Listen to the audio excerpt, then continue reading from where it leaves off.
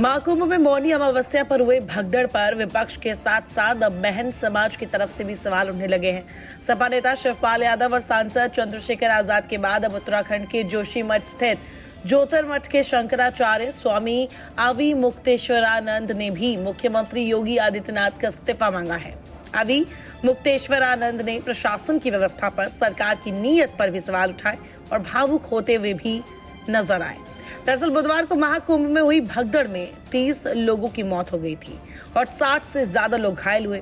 इस घटना के बाद प्रशासनिक तौर पर मृतकों और घायलों की संख्या को काफी देर बाद डिक्लेयर किया गया। देर शाम मुख्यमंत्री योगी आदित्यनाथ ने भी अपने सोशल मीडिया अकाउंट पर सुबह इस पूरी भगदड़ की घटना को अफवाह बताते हुए संतों और प्रदेश के लोगों को इस पर ध्यान न देने की अपील की थी। मुख्यमंत्री ने संतों, श्रद्धालुओं, प्रदेश और देशवासियों से अपील की थी कि अफवाह पर ध्यान न दें, संयम से काम ले। प्रशासन आप सभी की सेवा के लिए तत्परता से काम कर रहा है और इसीलिए मेरी अपील है पूरे प्रदेशवासियों से, पूरे देशवासियों से और सभी श्रद्धालुओं से भी, सभी पूज्य संतों से भी कि अफवाह पर कोई ध्यान न दें। मुख्यमंत्री योगी के संदेश को लेकर शंकराचार्य स्वामी अवी मुक्तेश्वरानंद सरस्वती ने गुरुवार परम धर्म संसद के दौरान महाकुंभ में सरकार और प्रशासन की लापरवाही बताते हुए और भगदड़ के बाद मृतकों की संख्या छुपाए जाने से नाराज होकर मुख्यमंत्री योगी आदित्यनाथ के इस्तीफे का प्रस्ताव पास किया, जिस पर धर्म संसद में मौजूद सभी लोगों ने एकमत से अपनी सहमति भी दी। स्वामी अवी मुक्तेश्वरानंद ने कहा, प्रयागराज में परम धर्म संसद में ये प्रस्ताव पास किया गया है कि मुख्यमंत्री योगी आदित्यनाथ तत्काल इस्तीफा दे दें। उन्होंने कहा कि ये लोग काबिल नहीं हैं। जनता से इन्होंने जानकारी को छुपाया है, संत समाज के साथ बड़ा धोखा किया है, क्योंकि हम जब इतनी बड़ी भगदड़ की सूचना मिलने के बाद स्नान नहीं करने जा रहे थे तो इन्होंने अफवाह की बात कर हमें गलत जानकारी दी और हम सभी ने मृत आत्माओं की शांति के लिए बिना मौन रखे या बिना उन्हें श्रद्धांजलि दिए शाही स्नान भी कर लिया।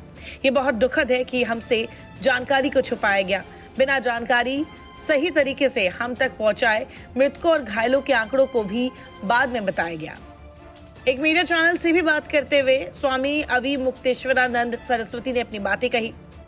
उन्होंने इस दौरान कहा, इतनी सारी तैयारियों के बावजूद ये घटना कैसे हुई। उन्होंने कहा कि भगदड़ की घटना ने सरकारी इंतजामों की पोल खोल दी है। अधिकारी महाकुंभ में 40 करोड़ और मौनी अमावस्या पर 10 करोड़ श्रद्धालुओं के आने का दावा पहले ही कर रहे थे। इस हिसाब से उन्हें व्यापक तैयारी करके रखनी चाहिए थी। शंकराचार्य ने कहा कि घटना ये बताती है कि तैयारी पूरी नहीं थी और लोगों के जीवन के साथ खिलवाड़ किया गया।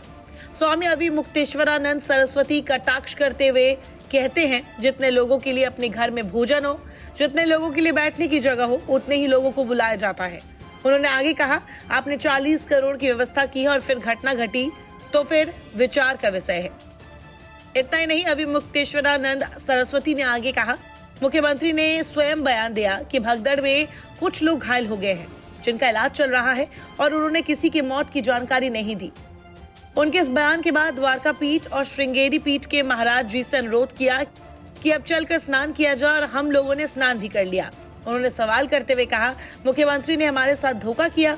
स्वामी अवी मुक्तेश्वरानंद ने कहा, पहले अखाड़ों ने स्नान रद्द कर दिया था, लेकिन मुख्यमंत्री के वक्तव्य का प्रभाव रहा जिसमें उन्होंने कहा था कि सब कुछ ठीक है, तो सारे अखाड़ों के साथ संत महंतों ने भी स्नान किया। स्वामी अवी मुक्तेश्वरानंद ने भावुक स्वर में कहा, मौत की खबर के बाद क्या हम लोग एक दिन उपवास नहीं रख सकते थे उनके लिए जो चले गए। उन्होंने कहा, आपने हमको ऐसा आभास करा दिया कि अफवाह चल रही है और कोई मौत नहीं हुई है। ये बहुत बड़ा धोखा है, सनसनाती और हम लोगों के साथ धोखा है। देश के सामने इतना बड़ा झूठ क्यों बोला, झूठा मुख्यमंत्री। शंकराचार्य अवी मुक्तेश्वरानंद सरस्वती का कहना है कि आने वाले दिनों में रोजाना लाखों करोड़ों की संख्या में श्रद्धालु आएंगे। अगर इस घटना को लेकर जिम्मेदार लोगों के खिलाफ कार्रवाई नहीं की गई तो आने वाले दिनों में इससे बड़ी घटना होने की आशंका से इनकार नहीं किया जा सकता। ऐसे मामले में बेहद सख्त कार्रवाई जरूरी है। नमस्कार, मैं हूं मानक गुप्ता।